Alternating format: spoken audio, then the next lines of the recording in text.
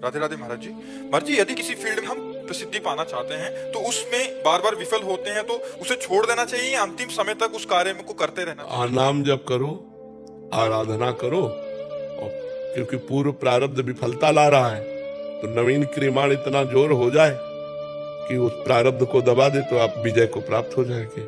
नाम जप करो भगवान का, जो नाम प्रिय हो खूब नाम जप करो और ये भावना करो कि इस फील्ड पर हम विजय प्राप्त कर लें तो हो जाएगा।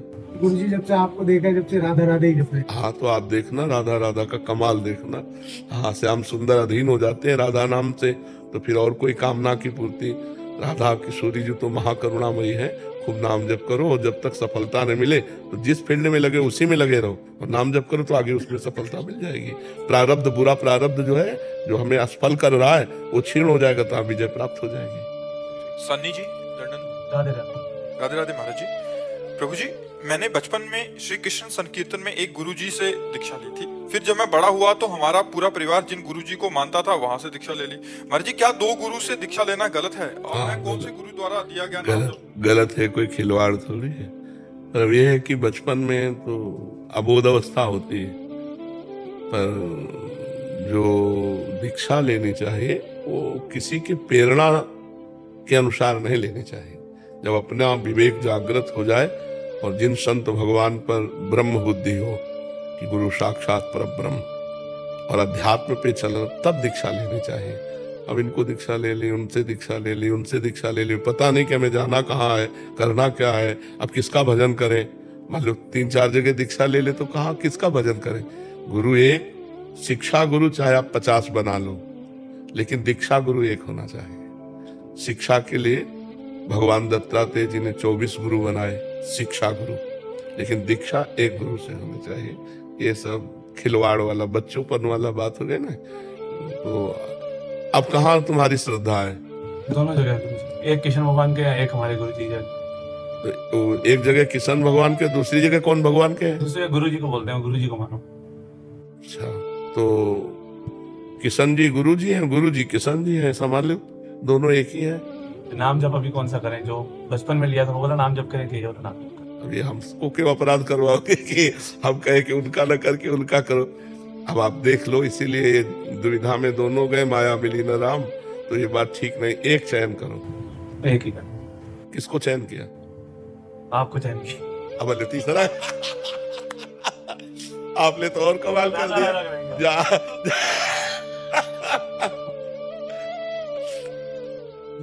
कुमारी कोमल जी, उत्तराखंड। राधे राधे महाराज जी। गुरुदेव, कई बार श्री जी के लिए भोग बनाते समय मन में अनेक प्रकार के व्यंजन आते हैं, जैसे खीर, हलवा, पूड़ी इत्यादि, परंतु समझ नहीं आता ये हमारी इच्छा है या श्री जी की पाने की। उसको भावना में लाओ कि हमारी श्री जी आज ये पाना चाहती। किसका प्रश्न? हमारी श्री जी आज ये पाना चाहती, इसलिए हमारे दिमाग में बात आई। और बनाओ अच्छे से, श्री जी को पाओ, और फिर हो सके तो श्री जी के भक्त को पाओ। अगर स्वयं पाना हो तो थोड़ा किनका ले लो, फिर गौ और अन्य जीवों को बांट दो। अच्छे अच्छे पदार्थ स्वयं नहीं पाने चाहिए, उनको बांटना चाहिए। जो श्री जी को अच्छे अच्छे पदार्थ भोग लगावे तो उसको बांट कर पाना चाहिए, अकेले नहीं पाना चाहिए। स्वयं अगर स्वयं रोज हलवा पूड़ी पाओगे तो बीमार भी हो जाओगे। तो अच्छे अच्छे पदार्थ जो भावना में आए, अपने पास अर्थव्यवस्था है तो थोड़ा थोड़ा भोग बना के, नहीं तो हमें लगता है रोटी सब्जी दाल रख दो, थोड़ा मीठा रख दो, और इसके बाद भावना में पवाओ। भावना में अमुक हलवा बनाया, अमुक हलवा बनाया, अमुक रायता बनाया, अमुक कढ़ी बनाए, ये और विविध पदार्थ भावना में पवाए और भावना में पा लो प्रसाद, तो कोई परेशानी भी नहीं है। भावना सबसे ज्यादा श्रेष्ठ रहती है। पदार्थ हम कहाँ तक लाएंगे? पदार्थ भावना में। जैसे आज हमारा मन है कि श्री जी को 50 प्रकार के भोग बनावे, तो हमें जो जो याद है वो सब 50 प्रकार के भोग अपने दिमाग में तैयार किए, और सोने की थाली बड़ी सी है और अलग अलग कटोरियों में प्रिया प्रीतम विराजमान अपने हाथ से पवा रहे हैं, और सामने भोग लगाए 2 रोटी दाल सब्जी, और हम 50 चीजें श्री जी को पवा रहे। तो भावना में पवा दिया करो, और जो प्रगट में हो सुविधा हो तो प्रगट में भोग लगा दिया करो, और भोग लगा के बांट दिया करो। क्योंकि स्वयं अच्छे अच्छे पदार्थ पाएंगे तो भजन नहीं बन पाएगा। स्वामी हरदास जी के लिए आता, उत्तम भोग लगाए मोर मरकट को सेवे। उत्तम भोग लगाते थे अच्छे अच्छे पदार्थों का, लेकिन वृंदावन के ब्रजवासी मोर मरकट, ब्रजवासी जन, इनको पवाते थे। करमवीर जी, आगरा से। महाराज जी, राधे राधे। गुरुदेव, क्या निकुंज में सभी को श्री जी का बराबर प्रेम मिलता है, या वहाँ भी जिसकी जो सेवा या भाव ज्यादा बराबर प्रेम में सबको श्री जी का बराबर दुलार मिलता नहीं, कोई जीवित ही ना रह पावे। अगर ऐसा लगे कि हमें श्री जी कम चाहते हैं तो कैसे जी पाएंगे? बराबर वैसे ही प्यार सबको पर्सनल, श्री जी सबकी पर्सनल है। हाँ, श्री जी पर्सनल है, सबकी पर्सनल। मतलब जैसे को लगता है ना श्री जी केवल मेरी है, तो ऐसे अनुभव आएगा कि श्री जी केवल मेरी है। अब दूसरा पान पवा रहा है, उस समय आप इतने तन्मय हैं कि वो पान आप ही पवा रहे हैं श्री जी को, हर सेवा आपके द्वारा हो रही। पर वो वहां पहुंचने पर पता चलेगा, क्योंकि ये सब चिदानंदमय बात है, प्राकृतिक शब्दों से उसका वर्णन किया ही नहीं जा सकता। जो सहचरी भाव के द्वारा प्रिया प्रीतम की सेवा है वो चिदानंदमयी सेवा है, और चिदानंद में द्वैत नहीं होता। प्रेम गलियति साकरिता में दोनों समाये, उसमें द्वैत नहीं होता, उसमें तदात्म होता है। जैसे गोपीजन कह रहे कान भय प्राण में, प्राण भय कान में, ही में न जान पड़े कान है कि प्राण है, वो बात हो जाती है। अक्षी जी, श्री हरिवंश महाराज जी, गुरुदेव आपके चरणों में कोटि कोटि प्रणाम। गुरुदेव, मेरे शरीर का भाई अपने कर्मों के फल से शारीरिक व मानसिक रूप से अस्वस्थ है, जिस कारण वो माता पिता से ऐसा व्यवहार कर देता है कभी कभी जब जो माता पिता के करने योग्य नहीं है। क्या उसको इसका फल भोगना पड़ेगा, क्योंकि वो तो अनजाने में करता है महाराज जी? हाँ, अब जैसे पागल आदमी तो उसको तो दंड नहीं मिलेगा, क्योंकि उसको तो दंड स्वतः मिल ही रहा है। उसकी बुद्धि अपवित्र है, अब अपवित्र पागल बुद्धि जैसे, इसीलिए कानून भी पागल के साथ बर्ताव अगर साबित हो गया रिपोर्ट में कि पागल है तो उसे सजा देने के लिए उसमें मुरव्वत होती है कि आखिर विक्षिप्त है, पागल है, वो कुछ भी कर सकता है।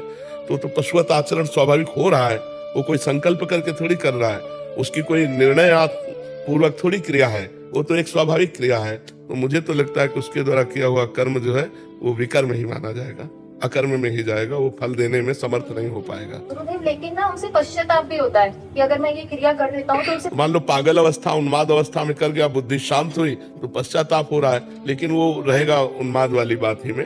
जैसे उन्माद में किसी कुछ हो गया पागलपन में, तो बाद में उसको पश्चाताप हो रहा है, तो बाद में अगर बुद्धि काम करे तो पश्चाताप हो रहा है ना, इसलिए उसको दंड नहीं मिलेगा। गरिमा जी, राधे राधे महाराज जी। महाराज जी, मुझसे बहुत बड़ा पाप हो गया है, गुरु मंत्र मिलने पर भी उसे ना जपा, संसार में बड़ा मन लगता था, जब से माता पिता गुजरे तब से मन उचाट हो गया। आपका सत्संग सुनने से उत्साह हुआ कि मुझे नाम जप करना जरूरी था। अभी महाराज जी अब जितनी श्वासें बची हैं उतना जप लो, जितना जीवन बचा है अब सुधार लो, अब लो नसानी अब ना नशे हो। जितना समय बचा है ये भगवत प्राप्ति कराने में समर्थ है। खड़वांग जी को जब पता चला कि 2 घड़ी 48 मिनट, तो उन्होंने 2 घड़ी में परमात्मा प्राप्ति कर ली। 48 मिनट में अपने इंद्रियों को समाहित करके भगवान में लगा के भगवान की प्राप्ति कर ली। तो हमारा जितना भी सेकंड बचा है, हर सेकंड राधा राधा राधा, तो हमें निश्चित भगवत प्राप्ति हो जाएगी। मीनाक्षी जी, मैनपुरी से, राधे राधे महाराज जी, आपके चरणों में कोटि कोटि प्रणाम। महाराज जी, गोस्वामी तुलसीदास जी ने प्रभु को प्राप्त करने के लिए 2 मार्ग बताए हैं, एक ज्ञान मार्ग, एक भक्ति मार्ग। महाराज जी, ज्ञान मार्ग थोड़ा सा कठिन नजर आता है, इसलिए भक्ति मार्ग को बहुत उत्तम बताया गया, परंतु भक्ति भी कई प्रकार की बताई गई। जैसे हनुमान जी ने प्रभु राम जी से अनपायनी भक्ति की मांग की, सनकादिक ऋषियों ने प्रभु से प्रेमा भक्ति की मांग की, गोस्वामी जी ने स्वयं अविरल भक्ति, विशुद्ध भक्ति की याचना की। एक ही की पर्यायवाची शब्द है, प्रेम लक्षणा भक्ति के ही पर्यायवाची। अनपायनी, भगवान के चरणों के सिवा अन्य कोई आशा भरोसा न हो। अविरल, निरंतर भगवान में चिंतन वृत्ति चली जाए। प्रेम लक्षणा, भगवान से प्रीति हो जाए। ये एक ही बात, निरंतर भगवान का स्मरण रखना, अन्य भावों का त्याग होकर, अन्य इच्छाओं का त्याग करके एकमात्र भगवान में ही अपनी आस्था भाव विचार जितना चिंतन वो सब, और भगवान से प्रेम करना, एक ही बात है, वो अलग अलग है। जैसे शरणागति के कहीं है आत्मसमर्पण, कहीं है प्रपत्ति, कहीं उसे शरणागति, तो बात एक ही है, उसको शब्दावली के द्वारा अलग अलग कहा गया है। और भक्ति सरल नहीं है अगर किसी को लगता हो, भक्ति भी बहुत कठिन है। निरंतर संसार के चिंतन को काटते हुए भगवान का चिंतन करना भक्ति है। देवर्षि नारद जी कह रहे हैं, तदर्पिता अखिलाचारिता तद विस्मरणेन परम व्याकुलतेति।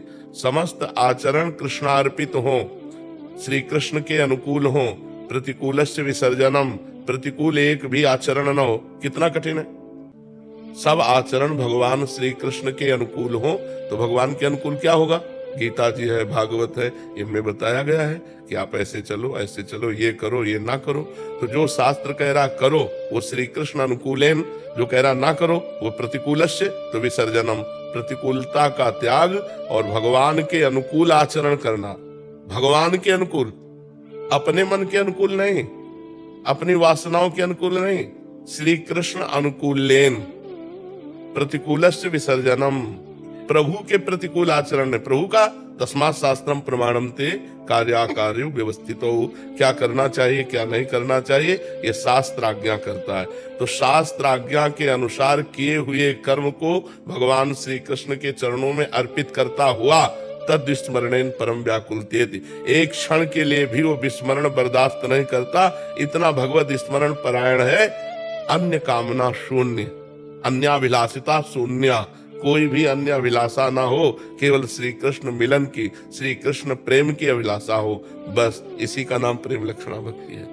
कोई भी आचरण प्रभु के प्रतिकूल न हो, एक भी वृत्ति श्री कृष्ण से विमुख न हो, कोई अन्य चाह न हो, अन्य आशा भरोसा न हो, इसी का नाम भगवान की निरपेक्ष भक्ति है, अनपायनी भक्ति है।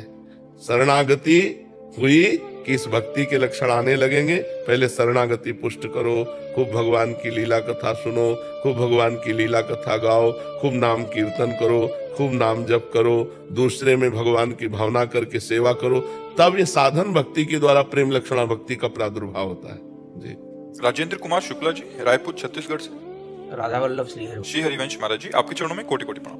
महाराज जी, अपने शरीर और संसार के प्रति आसक्ति है जो प्रयास करने के बावजूद भी कम होने का नाम नहीं ले रही। महाराज जी, ऐसे में कैसे इसके प्रति राग द्वेष आत्मक वृत्ति? नाम जप करो, जितना भजन होगा उतना ही मन निर्मल होगा। निर्मल मन अनासक्त होता है, मलिन मन आसक्त होता है। जो मलिन मन है वो शरीर और भोगों में आसक्त होता है, जो निर्मल मन है वो अनासक्त होता है, शरीर और भोगों से विरक्त होता है। तो हम पहले मन को निर्मल करें। मन को निर्मल करने के लिए भगवान नाम जप बहुत बड़ी औषधि है। जा सुनाम भयो भेषज हरन घोर त्रैशूल, दैहिक दैविक भौतिक तापों को मिटाने वाला और समस्त पापों को मिटाने वाला, समस्त मलों को नष्ट करने वाला भगवान नाम है। इसलिए भगवान नाम अधिक से अधिक जप करो। गुरु के द्वारा मिले हुए भगवान नाम जप करने से बहुत जल्दी लाभ प्राप्त होता है। अभी अगर गुरुदेव न मिले हो तो जो नाम तुम्हें प्रिय हो वो नाम जप करो। जब गुरुदेव मिले जाए तो उनके द्वारा दिए हुए नाम के द्वारा इस माया पर विजय प्राप्त करो। माया मलिन मन पर अटैक करती है, निर्मल मन भगवान की तरफ जाता है। निर्मल मन जन सो मोहि पाव। इसलिए खूब नाम जप करो। पर नाम जप तभी होगा जब भोजन पवित्र होगा। गृहस्थी में धर्म के द्वारा कमाए हुए धन से अतिथि सत्कार करते हुए भगवान को जो भोग लगा के पाया जाता है उसे पवित्र भोजन कहते हैं। अगर भोजन पवित्र नहीं है तो फिर भजन नहीं बनेगा। और भोजन के साथ भक्त संग, भजन न होई संग बिनु, भजन बिना नहीं प्रेम, छिन्हू भजन न छाड़िए, धरिए या ध्रुव नेम। भजन बिना भजनानंदी भक्तों के दर्शन संभाषण से नहीं होता। अगर भक्तों का दर्शन संभाषण ना हो तो भजन नहीं होने वाला। भजन तभी होता है जब भगवत प्रेमी महात्माओं का संग हो। तो महात्माओं का संग और पवित्र भगवत अर्पित भोजन और पवित्र आचरण और खूब नाम जप करो, अभी देखो सब ठीक हो जाएगा। अभी हमारी जहां ममता लगनी चाहिए वहां ममता पहुंच जाएगी, जहां हटनी चाहिए वहां अपने आप हट जाएगी। भजन किए बिना बुद्धि से नहीं होता है। बुद्धि से गणित लगाते रहो, माया अपना काम करेगी, आपको परास्त कर देगी। तो नाम जप करो, खूब नाम। मृदुल जी, राधे राधे। राधे राधे महाराज जी, आपके चरणों में कोटि कोटि प्रणाम। महाराज जी, ईश्वर एक है जो हमारे और सबके हृदय में बैठा हुआ है। तो महाराज जी, हम सब क्यों एक दूसरे को निंदा करते हैं? एक दूसरे आप देखा आपने ईश्वर को जो आपके हृदय में बैठा है? इसीलिए ईर्ष्या द्वेष करते हैं कि हम केवल ज्ञान की बातें कर लेते हैं, अनुभव बिल्कुल नहीं है। अगर अनुभव हो जाए कि सबके हृदय में ईश्वर है तो फिर इन निंदा, स्तुति, अपमान, मान ये सब बातें चली जाए। ईश्वर सम है, फिर समता आ जाए। विद्या विनय संपन्ने ब्राह्मणे गविहस्तनी स्वनीचय सुपाकेचा पंडिता समदर्शिना। वो समदर्शी महात्मा विद्या विनय संपन्न ब्राह्मण में, गाय में, हाथी में, कुत्ते में, चांडाल में एक ही जो परमात्मा को देखता है वो राग द्वेष रहित होता है। राग द्वेष कब होता है? जब हम मनुष्य देखते हैं, परमात्मा तो देखते नहीं। आपने जो कहा सबके हृदय में एक ही परमात्मा बैठा है, ऐसा आपको अनुभव हुआ? नहीं हुआ। ऐसा लोग कहते हैं, सुनते हैं, अनुभव नहीं करते। जो अनुभव कर लेता है वो समदर्शी महात्मा हो जाता है। एक थप्पड़ मारे, इधर चंदन लगावे, दोनों के प्रति समान भाव होगा, तनिक भी उसे आवेश नहीं आएगा, क्रोध नहीं आएगा। जैसे अपनी दांतों से ही जबान कट जाए तो किस पर क्रोध करे, अपने हाथ से अपने चोट लग जाए तो किस पर क्रोध करे। ऐसे एक ही ईश्वर जो हमारे हृदय में बैठा है, सबके हृदय में बैठा है, अगर उससे द्वारा हमारे हृदय में पीड़ा पहुंची तो दूसरा थोड़ी, हो तो अपनी आत्मा ही है। पर ये ज्ञान है कहाँ, ये केवल बातों से थोड़ी होगा, ये जब अनुभव होगा साधना करके तब वो स्थिति आएगी। तभी तो महात्मा समदर्शी होते हैं। तो महात्मा बनना खिलवाड़ थोड़ी है। पहले हम संसार के भोगों को त्यागें, संसार के राग को त्यागें, शरीर के अभिमान को त्यागें और खूब भजन करें, तब जाकर के हमारा अध्यात्म मार्ग खुलेगा। अध्यात्म मार्ग खुल गया तो ये स्थिति आ जाएगी। नहीं तो राग द्वेष पूर्वक तो पूरा चराचर जगत जी रहा है, पशु पक्षी भी इसी में जी रहे हैं। नहीं, तो इस बात का अनुभव ना होने के कारण ये राग द्वेष रहता है। जिस दिन अनुभव हो जाएगा उस दिन राग द्वेष का नाश हो जाएगा। समझ पाए आप? महाराज जी, मेरा कहना यह था कि जैसे हमें सिखाया जाता है कि अपने सभी का सम्मान करें, तो इसका मेरा जो कहने का अर्थ था वो ये कि अगर मैं अपने पिताजी का सम्मान करता हूँ तो ये ठीक है, लेकिन मैं किसी दूसरे के पिताजी का अनादर करूं वो चीज़ गलत है। अन्य धर्म के लोग हमें गलत बोलते हैं, हम लोग उनको गलत बोल रहे हैं, सोशल मीडिया पे ये सब चीज़ें। अब हमारी अभी बात समझे नहीं पाए तुम। जो तुम कह रहे हो ये राग द्वेष तो है ना। सर्व राग द्वेष का नाश हो जाएगा जब समदर्शी परमात्मा को सब जगह देखोगे। अपने पिता और दूसरे पिता में भगवान एक ही तो है ना, अपने भाई और दूसरे भाई में भगवान एक ही है ना, अपने देशवासी और दूसरे देशवासी में भगवान एक ही ना। वो विश्वदर्शी महात्मा हो जाता है, विश्वात्मा भगवान सर्वत्र विराजमान है, तभी वो राग द्वेष से रहित होगा। नहीं तो ये तो ममता का लक्षण है, मोह का लक्षण है कि अपने पिता का आदर किया और दूसरे वृद्ध का अनादर किया। अपने परिवार से राग है और पड़ोसी के परिवार से द्वेष है।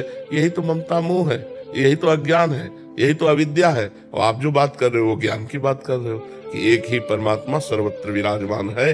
और ऐसा होते हुए भी ऐसा क्यों होता है? क्योंकि सबको अनुभव नहीं होता है, क्योंकि सब वाणी से बोल सकते हैं, केवल दूसरे को सुना सकते हैं, लेकिन हृदय में अनुभव नहीं। तो हृदय में अनुभव न होने के कारण वो ज्ञान की बात करते हुए भी अज्ञान की चेष्टा करेगा, अज्ञान की क्रियाएं करेगा। तो आपको लगेगा ऐसा क्यों हो रहा है? क्योंकि वो अज्ञानी है इसलिए हो रहा है। समझ पा रहे आप? चिदम्बर फंडिस जी, राधे राधे।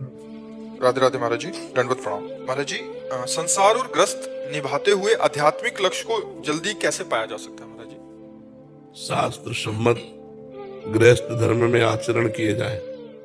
तस्मात् शास्त्रम प्रमाणम ते कार्याकार्यो व्यवस्थित हो। तो मनमानी आचरणों का त्याग हो, पहले शास्त्र सम्मत आचरण हो और धर्म के द्वारा अर्थ की व्यवस्था संभाली जाए। हमारे यहाँ 4 पुरुषार्थ हैं। पहले है धर्म, फिर है अर्थ, फिर काम, फिर मोक्ष। मतलब धर्म के द्वारा अर्थ व्यवस्था से अपनी कामनाओं की पूर्ति की जाए तो मोक्ष पदवी की तरफ बढ़ने का चांस है। अगर धर्म को हटा दिया जाए और केवल कामना पूर्ति के लिए मनमानी आचरणों के द्वारा धन कमाया जाए तो मोक्ष हट जाएगा, अपने आप हट जाएगा, फिर उसे दुर्गति को प्राप्त होना पड़ेगा। तो धर्माचरण करते हुए पवित्र धन के द्वारा अपने परिवार का पोषण करें और परिवार को भगवान की सेवा समझे। नाथ सकल संपदा तुम्हारी, मैं सेवक समेत सुत नारी। अपने परिवार को भगवत अर्पित भावना से और खूब नाम जप करे, जितना समय मिल जाए, इसी से उसे कलयुग में भगवत प्राप्ति हो जाएगी। अगर वो नाम जप नहीं करता है तो भी वो धर्मात्मा पुरुष उत्तम लोगों को प्राप्त होगा, लेकिन भगवत प्राप्ति की बात नहीं कह सकते। और नाम जप कर रहा है तो निश्चित भगवत प्राप्ति हो जाएगी, क्योंकि कलो नास्तेव नास्तेव नास्तेव गति अन्यथा। भगवान नाम के बिना अन्य कोई साधन अब समर्थ नहीं है जो भगवत प्राप्ति करा सके। भगवान का नाम तो पुत्र के बहाने से अजामिल ने नारायण बुला दिया तो भगवत प्राप्ति हो गई। अगर नारायण को जानबूझकर नारायण नारायण जपेंगे तो हमें भगवत प्राप्ति क्यों नहीं हो जाएगी? जी राधे राधे महाराज जी। महाराज जी, आपको पहले कहते सुना था कि भोगों से आसक्ति हटाने के लिए नाम जप करो और भगवान को अर्पित करके खाना खाओ। महाराज जी, मेरी भोगों में आसक्ति इतनी बढ़ चुकी है कि ये शरीर अब बर्बाद होने की कगार पे। दिमाग को पता है कि ये बुरा है फिर भी हो रहा है। गुर्दे में आलस्य से भर चुकी हूँ। हालात ये हो चुके हैं कि मैं पेट मतलब ये कह रहे हैं कि अब भूख ना लगे इसके लिए कुछ करना चाहती हूँ और आपके बताए दिनचर्या का पालन कर सकूं। खाना शुरू करने से पहले नाम लेती हूँ और खाना शुरू करते लेकिन कभी कभी भूल जाती हूँ, फिर अपना आलस और खाने पे। बात आपका प्रश्न है, आपका शरीर ही आपको दुख देने के योग्य हो चुका है। अब इतना शरीर बैठने में, उठने में, चलने में, दिनचर्या में ये आलस से प्रभाव तो करे। कोई आप शरीर हो क्या? आप इतना शरीर को बढ़ा लिए। आपके क्या वो है क्या? हाँ, वो क्या वो है क्या? हाँ, तो फिर आप उस रोग की औषधि कीजिए, उसकी औषधि। इतना भारी शरीर, उठना बैठना चलना फिरना कार्य करने में बड़ी परेशानी होती है, तो आप उसकी औषधि लीजिए।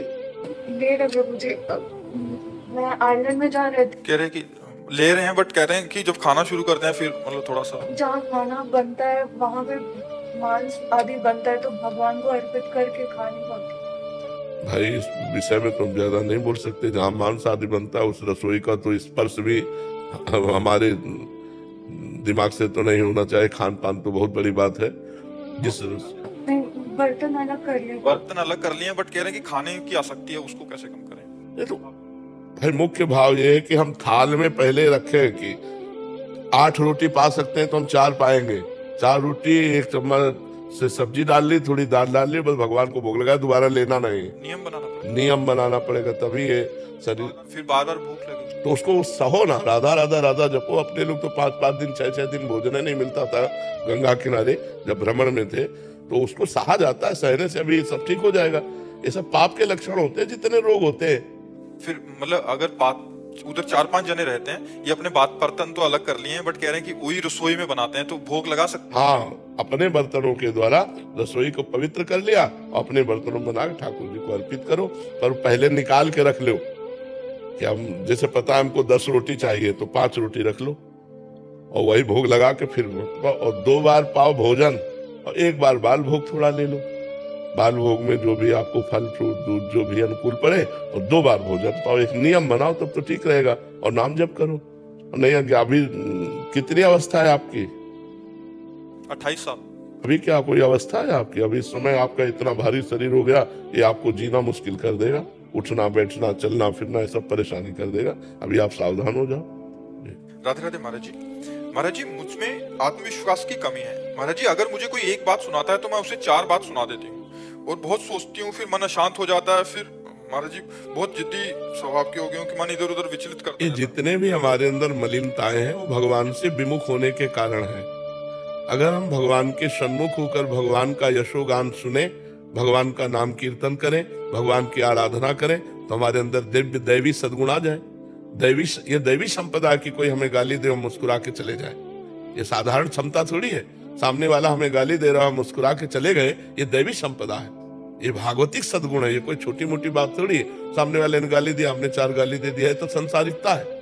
तो हमारे अंदर जो संसारिकता है उसको दूर करने के लिए हमें भगवान की शरण में जाना होगा, भगवान की आराधना करनी होगी, भगवान की लीला कथा सुननी होगी, भगवान की लीला कथा का गायन करना होगा। घर में बैठकर 1 अध्याय रोज गीता भागवत का गायन करो। देखो आपकी बुद्धि शुद्ध होती है कि नहीं, आप में क्षमता आती है कि नहीं। अब देखो टीवी के सीरियल और मनमानी आचरण किए जाए और फिर सोचा जाए कि हम दैवी संपदा धारण करें, तो असंभव है। राधे राधे महाराज जी। महाराज जी, मोह अहंकार और माया का लालच के कारण बहुत सी गलतियां हुई हैं जीवन में। अब बहुत पछतावा होता है, कैसे अपने आप को इससे मुक्त करूं? अगर पछतावा होता है तो मुक्त होने में देर नहीं लगेगी, लेकिन वास्तविक पछतावा हो तब ना। पछतावा हो कि हृदय जल रहा है, अब खाना अच्छा नहीं लगता, पानी अच्छा नहीं लगता, रात दिन एक जलन पैदा हो रही मेरे से, ऐसा वही पश्चाताप ही उसको भस्म कर देगा। और होता है फिर आपको सो नहीं पाती, अंदर से चिंता होती है क्यों हो गया, कैसे हो गया। हाँ, तो ये पश्चाताप ही उस जो भी मलिनता है उसका नाश कर देगी। और खूब भगवान का नाम जप करो। नाम जप करते हो, अधिक से अधिक भगवान का नाम जप करो।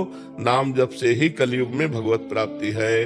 अन्य युगों में अलग अलग भगवत प्राप्ति के साधन थे, जैसे सतयुग में ध्यान, त्रेता में यज्ञ, द्वापर में पूजा, लेकिन कलयुग में केवल हरिनाम, केवल हरिनाम। कलौ नास्तेव नास्तेव नास्तेव गति अन्यथा। भगवान श्री कृष्ण द्वैपायन व्यास देव जी महाराज 3 बार कहते हैं कि बिना हरिनाम के किसी का भी कल्याण नहीं हो सकता, नहीं हो सकता, नहीं हो सकता। हरिर नाम हरिर नाम हरिर नाम केवलम कलौ नास्तेव नास्तेव नास्तेव गति अन्यथा। हर प्रश्न का उत्तर नाम जप है। नाम जप करो, आप देख लो हर प्रश्न का उत्तर समाधान आपको मिल जाएगा। हर बात का समाधान, हर संकट का समाधान, हर चीज जो चाहिए वो सब नाम कल्पतरु। जप के तो देखो, अब नाम न जप करो, भगवत विमुख होकर गंदे आचरण करो, चाहो सुख तो कैसे प्राप्त हो सकता है? सुख सिंधु भगवान से विमुख होकर किसी को सुख मिला है? इस मलिन माया के भोगों में कहीं सुख है? जितने भोगे सब हाथ मलते रह गए और यहाँ से चले गए। मनुष्य जीवन का जो परम लाभ है वो है परोपकार करो और नाम जप करो।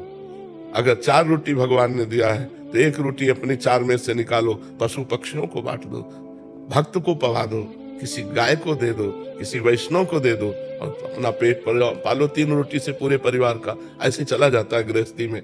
अगर हमारे पास 4 रोटी है तो 3 में पूरा परिवार पाते हैं, 1 रोटी दूसरे को देते हैं और खूब नाम जप करते हैं। देखो आनंद आ जाए। लेकिन आज का मानो दूसरे की चारों अपहरण करके स्वयं सुखी होना चाहता है, उसको भूखा रखना चाहता है। दूसरे को छीन झपट करके, बेईमानी करके, घूसखोरी करके वो सुखी होना चाहता है। कैसे हो सकता है? अधर्मी कभी सुखी नहीं हो सकता और धार्मिक सदैव सुख को प्राप्त होगा। वर्तमान में दुख ही देख करके उसको यदि सोचो कि ये धर्म करता है, दुख भोगता है, तो धर्म का परिणाम दुख है क्या? नहीं, ये वर्तमान का नहीं, ये पूर्व का किया हुआ कर्म है। वर्तमान का जो धर्म है उसे जय और सुख को प्राप्त कराया। महाराज जी 1.5 साल से मैं वहाँ सुन रही थी और आपके दर्शन और प्यार खींच के ले आया। अब मेरी गलतियां माफ कर दो, मेरे को बख्श दो। मैं खूब नाम जप करो, खूब नाम जप करो। सुवीना गुप्ता जी, यूएसए।